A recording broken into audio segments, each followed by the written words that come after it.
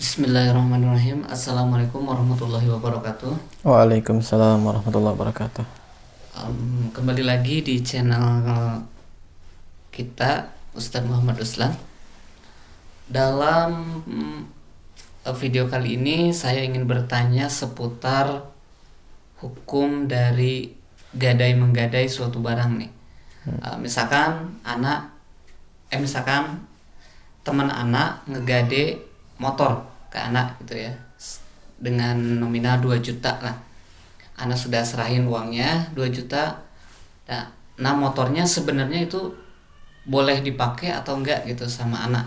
Kalau misalkan enggak boleh, gimana di luar akad tersebut terjadi akad lagi. Misalkan yang teman anak itu membolehkan untuk meminjamkan motornya dengan konsekuensi ditanggung oleh pemilik motor. Intinya anak nggak menanggung apa-apa misalkan kalau kerusakan terjadi. Atau pembahasan lebih jelasnya mungkin bisa dijelaskan Ustaz tentang gadai menggadai. Terima kasih, pertanyaan bagus ya. Bismillahirrahmanirrahim. Assalamualaikum warahmatullahi wabarakatuh. Waalaikumsalam. Kelihatannya nih pertanyaan yang emang terjadi di diri antum nih kayaknya. hampir mau menggadai motor gitu. Ini soalnya udah terjadi kayaknya udah Yeah. hampir ya. Atau emang teman antum ada yang seperti itu ya? Ya, kalau lingkungan sih mungkin udah pada gadai menggadai gitu. Ya. Ya, tadi gambaran menggadai itu gimana, boleh apa tidak? Menggadai itu, boleh saja ya. Menggadaikan kendaraannya, misalkan motor, sepeda motor ya.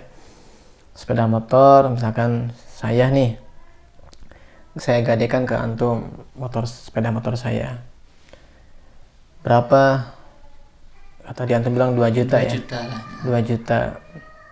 Saya gadaikan nih ke antum 2 juta sepeda motor saya. Kemudian uangnya saya ambil. Itu motornya boleh dipakai sama antum apa tidak? Ya. Di sini kalau menggadaikan itu bukan berarti motornya boleh dipakai apa tidak. Kalau dalam agama Islam itu tidak boleh dipakai. Terus gimana tuh untuk jaminannya?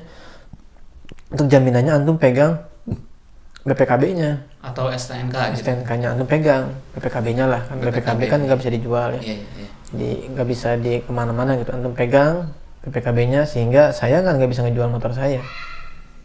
Itu hanya untuk jaminan aja. Misalkan dalam kurun berapa lama nih 2 juta, nanti insya Allah 2 bulan lah saya bayar.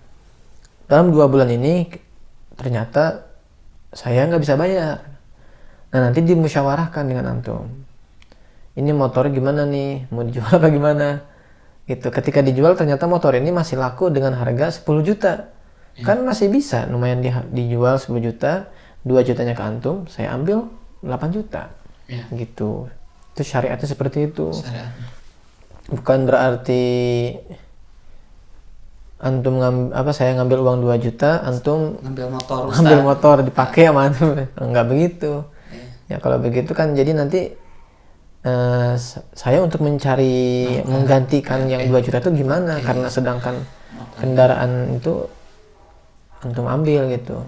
Dan rata-rata realitas seperti itu kan? Iya. Bagaimana kalau di luar akad gadai tersebut terjadi akad lagi? Oh yaudah nih, saya pinjemin motor misalkan Ustadz ke anak, Ustadz pinjemin motor ke anak. Jadi sama-sama ridho lah intinya. Itu gimana kalau gitu? Boleh apa? Ala kulli hal ya. Emang kalau emang di situ misalkan kebetulan misalkan saya ada lagi kendaraan lain misalkan ya. Iya. Kang, kalau antum mau pakai dah, nggak apa-apa. Nah itu nggak apa-apa. Kalau emang misalkan saya ridho juga ya, udah mau pakai aja. Tapi bukan berarti dimiliki gitu sepenuhnya. Kan kebanyakan dimiliki udah. Ketika ada kerusakan nanti saya yang rugi. Seharusnya kalau ketika ada kerusakan berarti yang make yang ngebetulin gitu. Harusnya gitu ya. Kan dia meminjam. Kalau emang dalam bab meminjam itu kan ketika rusak itu yang mengganti siapa? Yang bukan yang punya atau yang minjam. Kalau di lingkungan rata-rata kalau udah rusak balikin. Uangnya ditagih. Oh nggak boleh seperti Nggak itu. boleh. Itu perbuatan jadi zolim namanya. Zolim. Jadi dia merugikan orang lain, zalim itu. Jadi dosa di hadapan Allah Subhanahu wa taala. Kelihatannya kan nggak dosa gitu ya. Iya. Padahal itu dosa di hadapan Allah Subhanahu wa taala. Dia sudah merugikan orang lain. Iya, iya. Antum pakai nih kendaraan saya, ya sudah. Ketika ada misalkan katakanlah knalpotnya jatuh misalkan, Iya. atau apa sih namanya? Itu penutup knalpot ya. Iya. Penutup knalpotnya rusak, ya tinggal antum ganti aja. Gitu. Antum ganti dengan tutup knalpot yang sama gitu. Jadi sehingga di situ tidak ada perbuatan zalim. Kalau antum pakai rusak terus antum nggak mau ganti malah diserahin lagi ke yang punya, ya itu ada kezaliman di situ. Iya. Seperti itu kan. Pembahasannya alhamdulillah cukup jelas ya, walaupun di lapangan Ya, yang sering terjadi itu. seperti itu gitu, tidak sesuai syariat gitu ya. Iya, jadi Termasuk- keluar, jadi ada yang dirugikan kalau di situ kan. Iya. Kalau sawah gimana? Ya sama. Sawah juga sama. Nggak boleh digarap gitu sebenarnya. Sebetulnya sawah juga kalau misalkan tadi kan uang diambil ya, ya sudah suratnya aja dipegang, suratnya aja dipegang. Terus kalau misalkan digarap sama dia gimana? Ya kalau dia nggak ada pekerjaan lagi, misalkan yang punya sawah cuma itu-itunya kan bisa merugikan dia. Nanti buat bayar gadeannya gimana? Kan ya susah. Kecuali emang dia itu ya yang punya sawahnya, emang sawahnya banyak. Banyak gitu ya. Sawahnya banyak, jadi kerjaannya dia tuh nggak di itu doang loh. Ya, ya. Nah itu boleh-boleh aja. Dan itu pun dia ridho lagi memberikannya gitu. Jadi nggak ada beban buat dia. Kalau ada beban itu di situ dosa. Ya, wallahu a'lam azan. Alhamdulillah cukup jelas. Terima kasih Pak Ustadz atas jawabannya. Mudah-mudahan bermanfaat.